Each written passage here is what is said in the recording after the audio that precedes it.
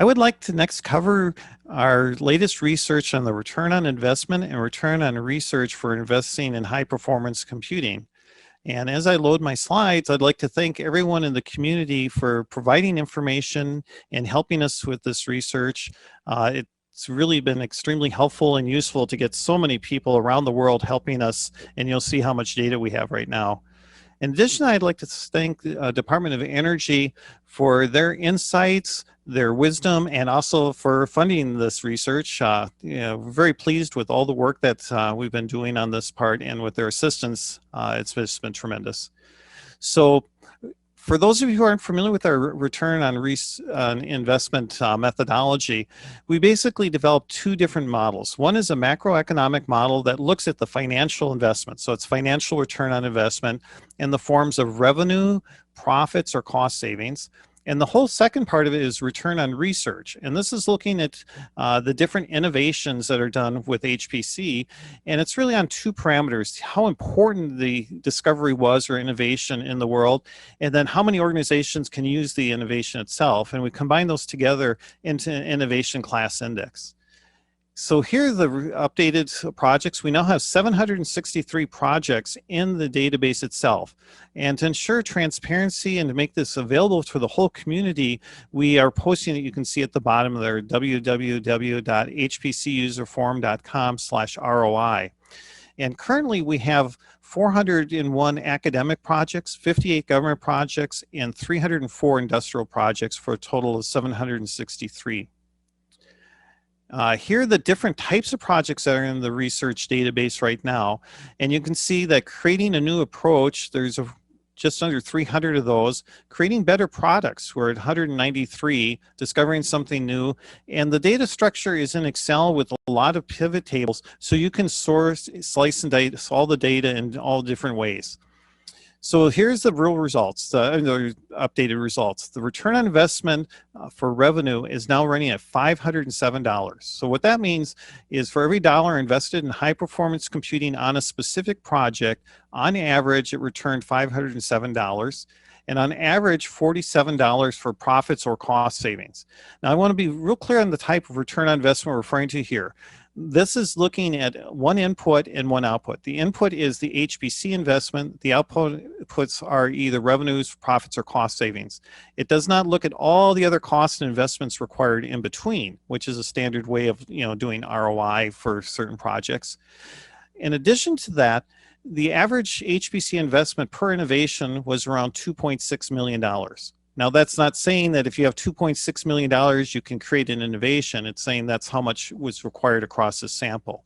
And keep in mind, another nice thing about this whole data structure we have is these are 763 stories or case studies in the successful use of HPC. So next, I'd like to talk about the return on research, or we call it ROR. So I mentioned we use two different scales that we combine together to a class category. The first scale is the importance of the innovation. The highest rating would be number 5, one of the top 1 to 3 innovations in the last decade in a specific field, and then 1 would be one of the top 50. The impact scale is how useful is that discovery or innovation. Is the lowest rating would be a 1, that it's only recognized by experts in the field.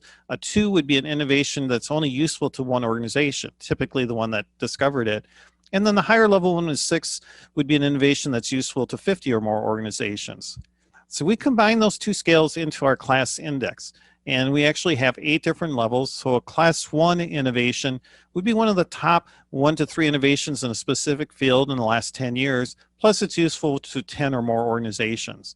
For example, a class 5 innovation would be one of the top 25 in a field and is useful to over 10. And you can see the scale here.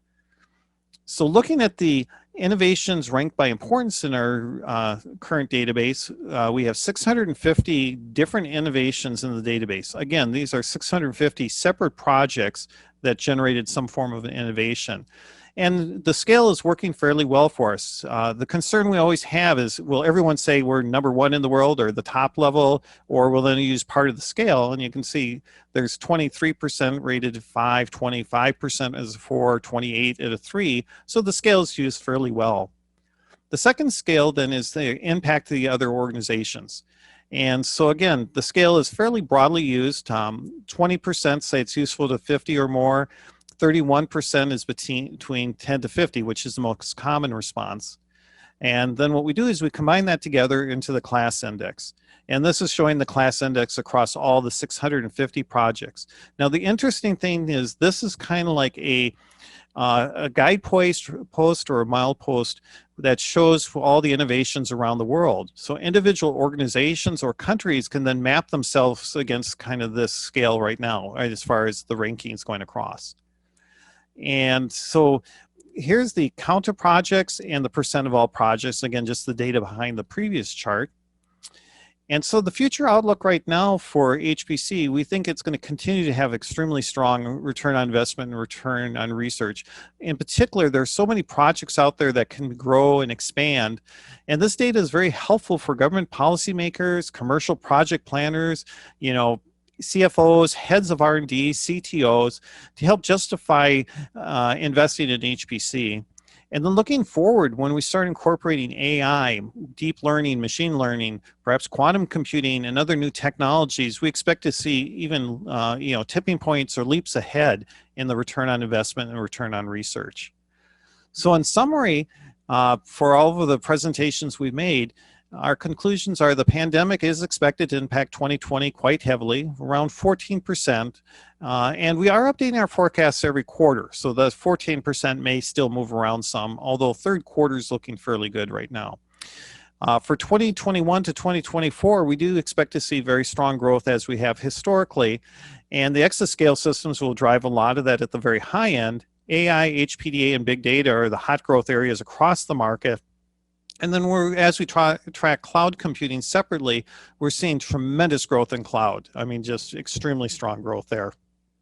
We're also seeing a lot of new emerging technologies, and that's the exciting part about this industry, is there's always something new technologies, new areas of research, whether it's in the processors, AI memory, software, storage, and everywhere else. And as we've said a few times through our presentation, storage will likely see the major growth here, driven in addition to the traditional modeling and simulation, which is growing a lot of it, but AI and big data are just really increasing the amount of storage. And then also in summary, you can download all of our presentations and all the video recordings of these. And for any additional information about access, questions you may have, because we'd be glad to help out on any questions you have, you can contact us at info@hyperionres.com. And we'd like to thank everyone for taking the time for listening to our presentations and joining in for the virtual supercomputing.